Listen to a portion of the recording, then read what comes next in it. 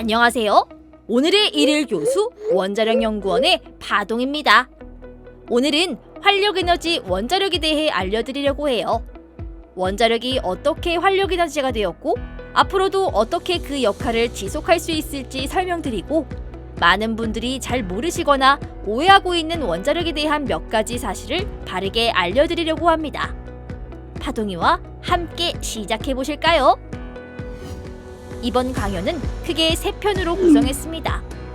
1편에서는 원자력이 왜 경제발전과 탄소 중립 실현에 필수적인가를 말씀드리고 2편에서는 원자력 발전과 방사선 안전에 관한 몇 가지 기본 사실에 대해서 설명드리겠습니다. 마지막으로 3편에서는 미래 원자력의 핵심인 원자력 수소와 소형 모듈 원자로에 대해서 말씀드리고 마무리하겠습니다.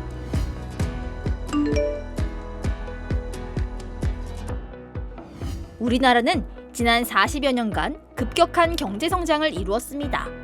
이 그래프는 1980년을 기준으로 1인당 달러 소득, 발전량, 소비자 물가지수를 상대적으로 나타낸 것입니다. 2021년 1인당 국민소득은 3만 5천 달러로 1980년 1,700달러에 비해 21배가 됐습니다. 그동안 전력 생산량은 16배, 소비자 물가는 5배가 올랐습니다. 이 표에 보이는 대로 교통요금은 7배 이상이 됐습니다. 반면 놀랍게도 전기요금은 킬로와트 시당 50원 선에서 110원 선으로 2배 정도밖에 안 올랐습니다. 우리나라 전기의 주 수요처는 산업 부문입니다. 총 전력의 55%가 산업에 쓰이는데 전기요금이 낮게 유지됐으므로 높아진 산업 경쟁력이 급격한 경제 성장의 바탕이 된 것은 명확합니다.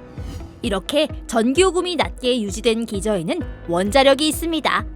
원자력은 지난 45년간 약 4.4조 킬로와트시의 전력을 생산해서 우리나라 전력의 3분의 1가량을 공급해왔습니다. 원자력 발전 비중이 2005년까지는 40%에 육박했었습니다. 그러다 2018년에는 23%까지 떨어졌었지만 다행히 2023년에는 31% 수준을 회복해서 45년 평균 원자력 발전 비중이 32.2%가 됐습니다.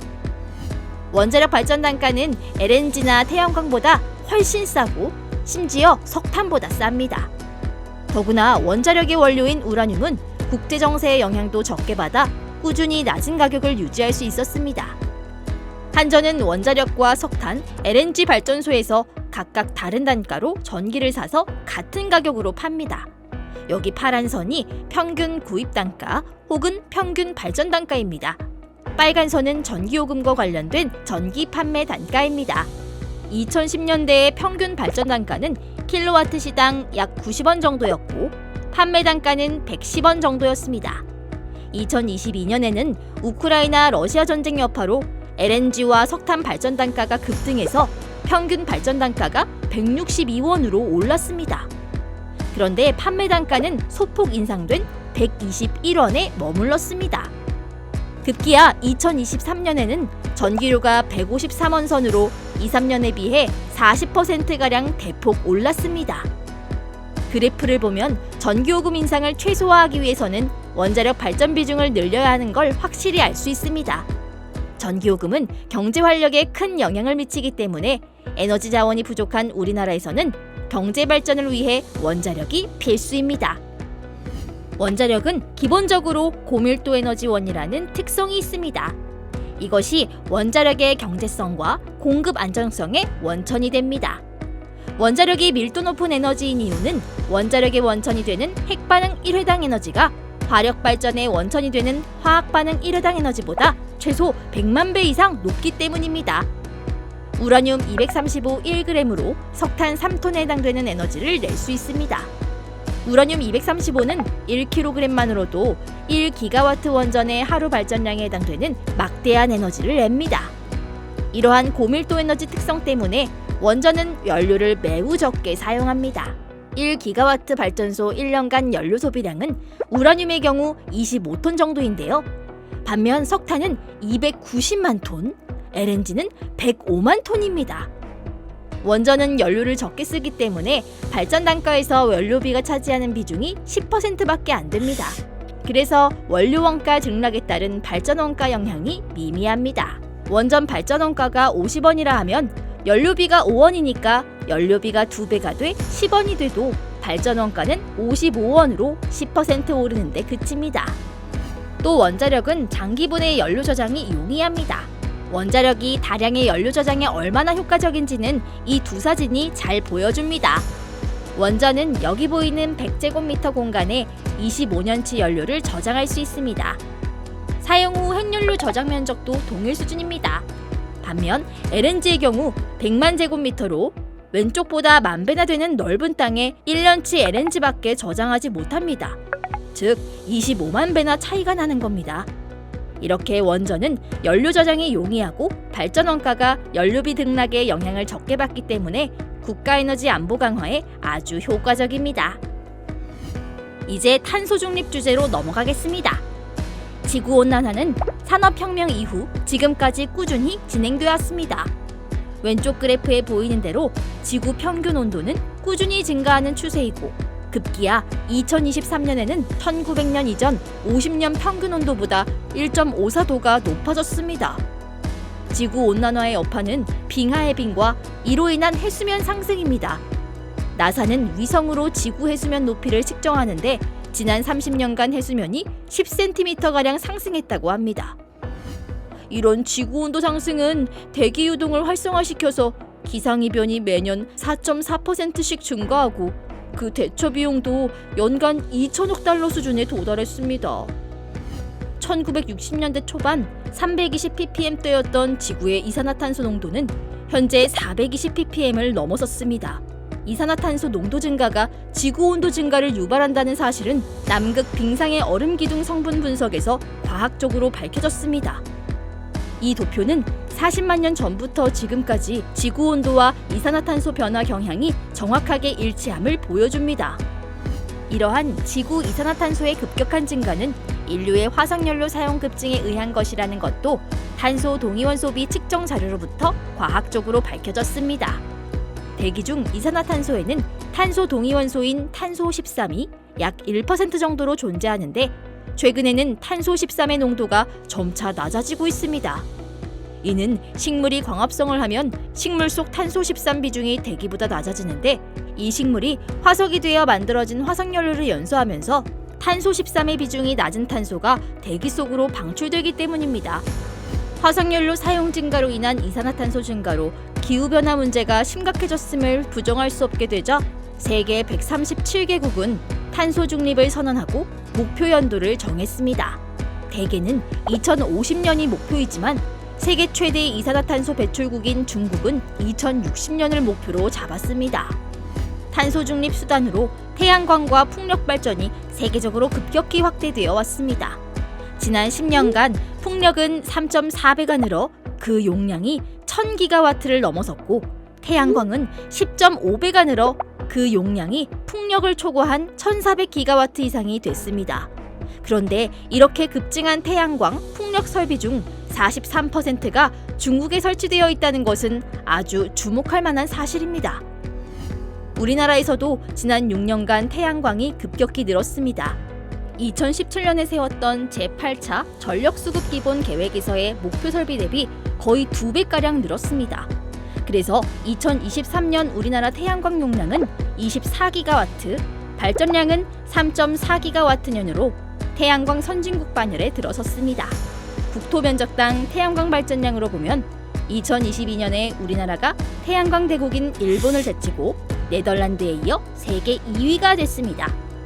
반면에 풍력 설비는 당초 2023년 목표가 5.6기가와트인데 실제로는 2.2기가와트밖에 안 돼서 목표의 40%도 달성하지 못했습니다.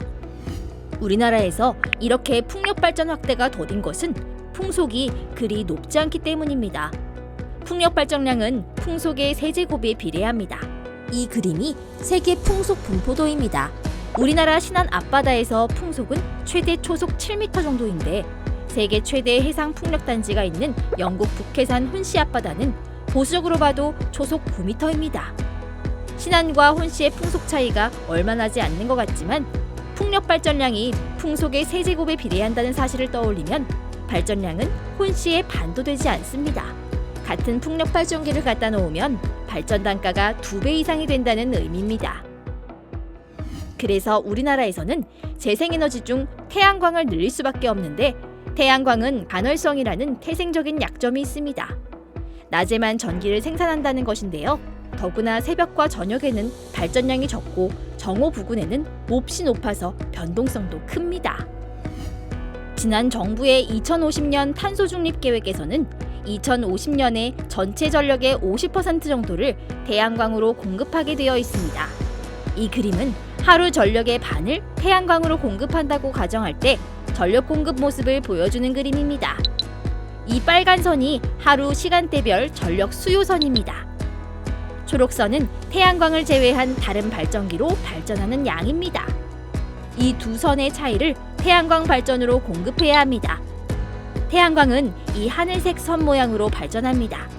태양광은 대부분의 낮 시간에는 필요한 수요보다 더 많이 발전하게 됩니다. 이 초과 발전량을 ESS에 저장했다가 새벽과 밤 시간에 공급해야 합니다. 여기 노란색으로 표시된 부분이 ESS에서 공급하는 부분입니다. 반면 여기 아래 위 하늘색으로 표시된 부분이 저장을 해야 될 양입니다. 태양광 발전량 중 56%, 즉 하루에 발전한 것 중 반 이상을 ESS에 저장했다가 밤과 새벽에 공급해야 합니다. 이에 필요한 ESS 용량을 2050년 전력 수요 기준으로 계산해보면 1160GWh가 됩니다.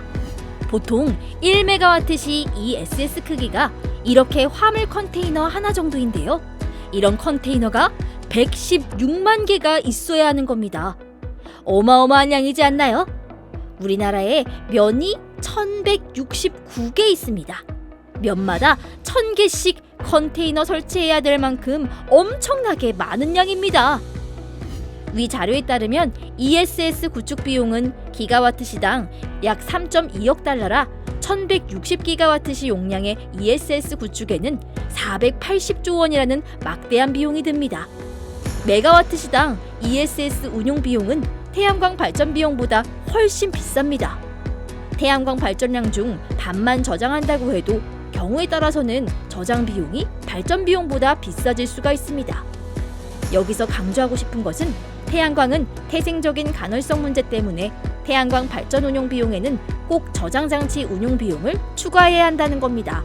여기서 잠시 원자력이 온실가스 감축에 얼마나 효과적인지 살펴보겠습니다. 2050년 탄소 중립 달성의 중간 단계로 설정한 2030년의 우리나라 국가 온실가스 감축 목표 NDC는 우리나라에서 온실가스가 최대로 배출됐던 연도인 2018년 배출량의 40%를 2030년까지 감축한다는 것입니다. 5년이 지난 2023년의 실제 감축량은 6,400만 톤으로 나타났습니다. 이는 5년 감축 목표량 4,500만 톤보다 상당히 많습니다. 이러한 대량 감축은 석탄 발전량이 5년간 6.2기가와트년 감소함으로써 가능했습니다. 석탄 발전 감소분은 원자력 5.4기가와트년, 재생에너지 2.4기가와트년 증가로 대체됐습니다. 이 무탄소 전력 증가분 중 원자력과 재생에너지비가 7대 3인데 재생에너지 발전 단가가 원자력의 3배 비싼 점을 고려하면 비용 대비 효과성은 7대 1입니다. 원자력이 온실가스 감축에 얼마나 유효한지가 지난 5년간의 온실가스 감축 실적에서 분명하게 확인된 것입니다. 이번 강의를 정리하겠습니다. 원자력은 기본적으로 고밀도 에너지이기 때문에 발전 원가가 싼 저비용 발전원입니다. 발전 원가 중 연료비 비중이 10% 정도밖에 안 돼 국제 연료비 등락에 둔감하고 연료 비축도 쉬워 에너지 안보 강화에 아주 효과적입니다. 원자력은 우리나라 전기요금을 낮게 유지하는 핵심 수단으로서 국가 경제와 국민 생활에 활력을 제공합니다.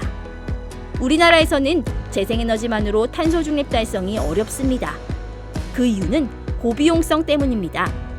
풍력은 낮은 풍속으로 고가의 발전 단가가 불가피하고 태양광은 태생적인 간헐성 문제 때문에 대용량의 고가 에너지 저장 장치가 필수적이고 이게 발전 비용보다 비싼 저장 비용을 초래해 태양광 운용 단가가 아주 높아지기 때문입니다.